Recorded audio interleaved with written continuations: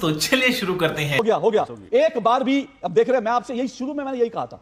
मैंने एक मिनट धनंजय गिरी आ रहा, मैंने शुरू में यही कहा था, ये कांग्रेस की बेशर्म राजनीति है। पहले ट्वीट डिलीट कर देंगे क्योंकि बिहार की भावनाओं को इन्होंने जो चोट पहुंचाई है, बिहार को बीड़ी से तुलना, फिर कह रहा हूं, बिहार को बोध गया कहते, बिहार को बुद्धिमान कहते, बिहार को कुछ भी कहते, लेकिन बिहार को बीड़ी, बिहार मतलब सिर्फ बीड़ी है इनके लिए। और अब जो है, जैसे मैंने आपको पहले भी कहा था, अभय दुबे इसको कह रहे थे कुछ और रंग दे रहे थे, तारिक अनवर कह रहे थे जी हैक हो गया था। अब सैयद जवाद एक और स्टोरी निकाल कर आया कि क्योंकि बिहार के लोगों ने इसका प्रतिरोध किया, इसलिए बिहार के लोग दक्षिण के लोगों का अपमान कर रहे हैं। इसके लिए क्लैपिंग होनी चाहिए। धनंजय गिरी रिस्पॉन्ड कीजिए। देखिए, जन के अभाव में कांग्रेस युवराज जब बिहार गए तो वो हाइड्रोजन के करीब आ गए। उन्होंने कहा कि हाइड्रोजन बम फोड़ूंगा। जन का अभाव इनके पास है और बुद्ध के बिहार में बम की बात तो कोई बुद्धू ही कर सकता है। और उसके बाद ये अपमान के बाद उसके मंच से जो प्रधानमंत्री की माता जी का अपमान हुआ, आज शिक्षक दिवस है, हर आदमी की पहली शिक्षक मां होती है, और जिस तरह से प्रधानमंत्री की मां का अपमान इनके मंच से सरेआम किया गया और उसके भी कांग्रेस बगले झांकती रही, आनाकानी करती रही। आज बिहारियों की तुलना बीड़ी से करती। बुद्ध महावीर के बिहार में ज्ञान का दर्शन देने वाले, न्याय का दर्शन देने वाले बिहार में, अर्थशास्त्र की रचना करने वाले बिहार में, शून्य से 9 तक की रचना करने वाले, शब्दों को देने वाले आर्यभट्ट, चंद्रगुप्त, चाणक्य, समुद्रगुप्त के बिहार को आज बीड़ी से तुलना कर रहे हैं। और उस पर भी बेशर्मी से उसके दो तरह से, कोई करा कि हैक हो गया, कोई करा इसका मतलब आप नहीं समझे। कोई आप देखें कि पूरी कांग्रेस डिरेल्ड है, पूरी कांग्रेस डिरेल्ड है, पता ही नहीं है। कांग्रेस डिरेल है, लेकिन तेजस्वी यादव को समझ में आया इसका मतलब क्या है, क्योंकि कोई बिहारी होगा तो बिहारी को समझ आएगा इसका मतलब क्या है। सुभाष जी को लाइए। सुभाष जी, क्या ये भावुक मुद्दा उठाया गया है जबरी, जो लोग उठा रहे इस मुद्दे को? क्योंकि सैयद जवाद कह रहे हैं भावुक मुद्दे, क्योंकि बिहार के रोजगार की चिंता होनी चाहिए, बिहार की बाकी चीजों की चिंता होनी चाहिए, लेकिन ये भावुक मुद्दा उठाकर इन सब मुद्दों से डाइवर्ट किया जा रहा है। नहीं, पहले तो कांग्रेस पार्टी और आरजेडी खुद क्लियर नहीं है कि बिहार के असली मुद्दे हैं क्या। अगर बिहार का असली मुद्दा एसआईआर ही रहता तो एसआईआर की रैली में प्रधानमंत्री जी को और प्रधानमंत्री मोदी जी की मां को गाली नहीं दी जाती। और अगर गाली दी भी गई तो उसके बाद आरजेडी और कांग्रेस एक साथ प्रेस कॉन्फ्रेंस करती और कहती कि प्रधानमंत्री जी आहत हुए और उसके अलावा प्रदेश की महिलाएं आहत हुई, इतने प्रोटेस्ट हुए, हम वापस से सिर्फ एसआईआर के मुद्दे पर वापस आना चाहते हैं और जिस कार्यकर्ता ने भी किया या जिस असामाजिक तत्व ने किया हम उसका बहिष्कार करना चाहते हैं। क्या आपने सुना कि एसआईआर को लेकर के इतनी आग्रही राजद हुई हो या इतनी आग्रही कांग्रेस पार्टी हुई हो?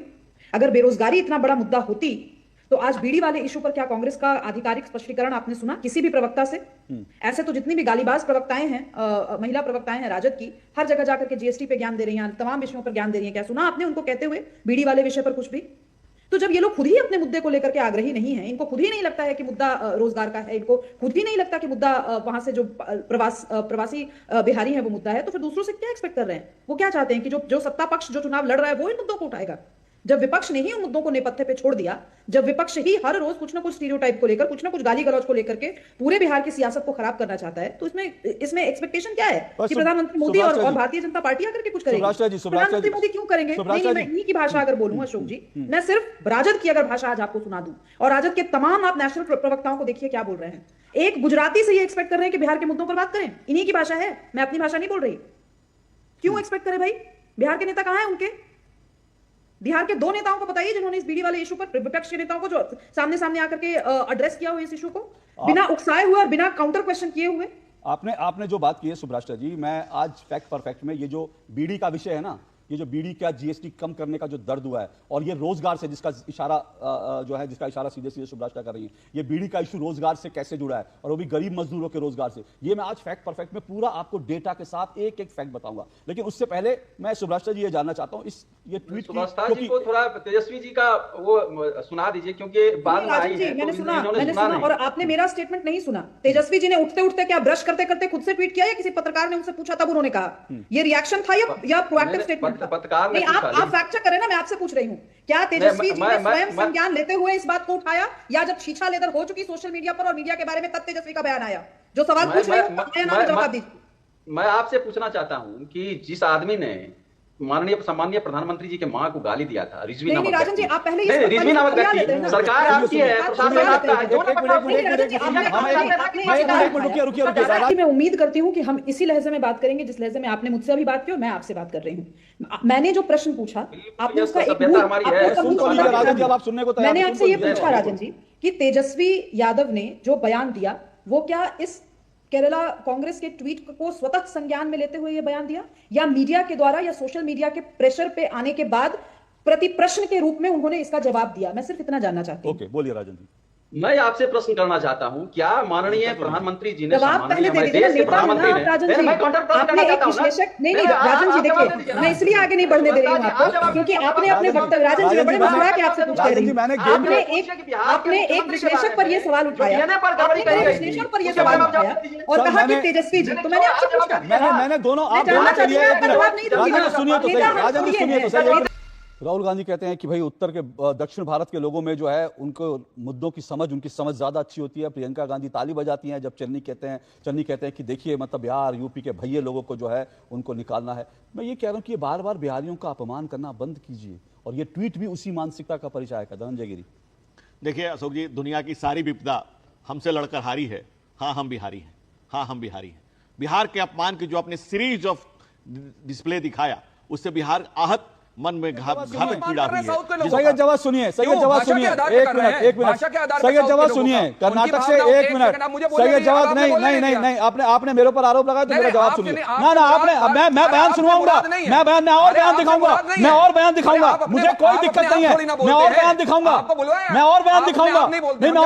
सुनिए एक मेरे 30 सेकंड मेरी बात सुनिए फिर बोलिए। आपको लगता है कि मैंने ये बयान चला करके जो बिहार के उत्तर भारत के लोगों को हिंदुओं को गाली देते हुए जो बयान थे, आपको लगता है कि इन बयानों को दिखाकर मैंने कोई अपराध किया है, मैंने दक्षिण भारत से कोई बैर मोल लिया है, तो मेरे पास कर्नाटक की पुलिस फिर भेज दी है जैसे पिछली बार भेजी थी, मुझे कोई चिंता नहीं है। लेकिन ये देश एक है, इस देश को अगर आप टुकड़े टुकड़े करने की कोशिश करेंगे तो अशोक श्रीवास्तव ऐसे टुकड़े करने वालों को, जब आप केरल के अंदर कार्यक्रम आयोजित करते हैं, जब आप केरल, मैं आ रहा हूं, जब केरल के अंदर आप कार्यक्रम आयोजित करते हैं कटिंग साउथ, तब यह होता है कि आप लोग इस देश के टुकड़े टुकड़े करना चाहते हैं। अशोक श्रीवास्तव तो ये सवाल उठाते हैं,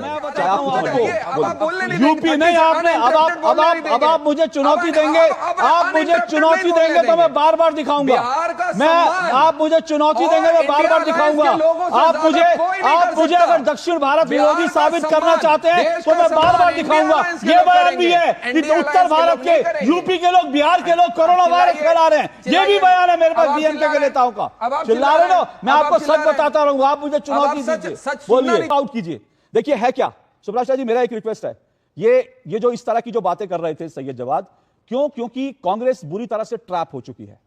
कांग्रेस के पास इस बेहुदा ट्वीट का जवाब देने के लिए कुछ नहीं है। मेरा रिक्वेस्ट है सब लोगों से, ये सैयद जवाद को मैं बहुत पहले से जानता हूं और सैयद जवाद जो है मेरे साथ डिबेट करते हैं, मुझे मालूम है सैयद जवाद की रग-रग से वाकिफ हूं। जब ये घिर जाते हैं, जब इनके पास सवालों का जवाब देने के लिए नहीं होता, जब ये कांग्रेस को डिफेंड करने में नाकामयाब हो जाते हैं, तो इधर उधर के मुद्दे उठाए। इस वक्त वो ठीक यही कर रहे हैं, लेकिन मैं बार बार कहता हूं, दो टूक में मैं किसी को इधर उधर जाने नहीं दूंगा। अगर आपने बिहार का अपमान किया है तो मैं एक एक चीज का हिसाब लूंगा। आप इधर उधर जाएं, आप मुझे गाली दें, मुझे दक्षिण विरोधी बताएं, आप सुभ्राष्टा के लिए पर्सनल कमेंट करें, आप करते रहिए, लेकिन मैं इस मुद्दे को उठाता रहूंगा। और अब मैं बताता हूं, मैं आपको कुछ और चीजें बताता हूं। ये राहुल गांधी हैं, ठीक है, ये राहुल गांधी हैं, ये कहते हैं कि Bihar is a crime capital, Bihar is a crime capital. Rahul Gandhi को ये नहीं पता, मेरे पास एनसीआरबी के डेटा हैं।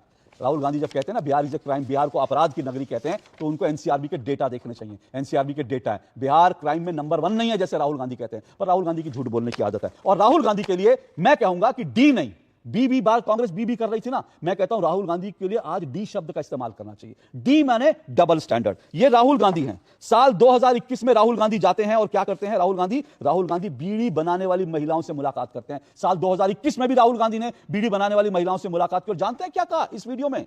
जब वो बीड़ी बनाने वाली महिलाओं के बीच राहुल गांधी गए तो उन्होंने कहा कि मुझे मालूम है आपको बहुत तकलीफ होती है क्योंकि जीएसटी बहुत ज्यादा है बीड़ी पर। ये डबल स्टैंडर्ड है। 2021 में छाती पीट रहे थे राहुल गांधी कि बीड़ी बनाने के ऊपर जो है बहुत जीएसटी लिया जाता है, और मैं सत्ता में आऊंगा तो बीड़ी बनाने वाली महिलाओं का दर्द जो है मेरी छाती में है, मैं आपके लिए काम करूंगा, ये राहुल गांधी कह रहे थे। और आज जब बीड़ी बनाने वाले जो रोजगार जो पाते हैं उनके लिए जब जीएसटी कम की गई, तो आज कांग्रेस कह रही है कि बिहार बी यानी बीड़ी, तब बिहार का अपमान कर रहे हैं। लेकिन मैंने कहा ना, मैं मुद्दे से किसी को भागने नहीं दूंगा, आपको सच बताऊंगा, एक एक फैक्ट चेक करूंगा, मैं किसी को भागने नहीं दूंगा। आप बिहार का अपमान करके आप अशोक श्रीवास्तव को डरा नहीं सकते, आप विषय से भाग नहीं सकते। 2 टूक है, यहां एक एक का हिसाब होता है। एक ब्रेक पे जा रहा हूं, ब्रेक पे जाने के बाद आपको फैक्ट परफेक्ट भी बताऊंगा कि ये जो मुद्दा है जिस पर कांग्रेस तिलमिला गई है, ये क्यों इंपॉर्टेंट था, मोदी सरकार ने फैसला लिया क्यों, ये भी आपको बताऊंगा।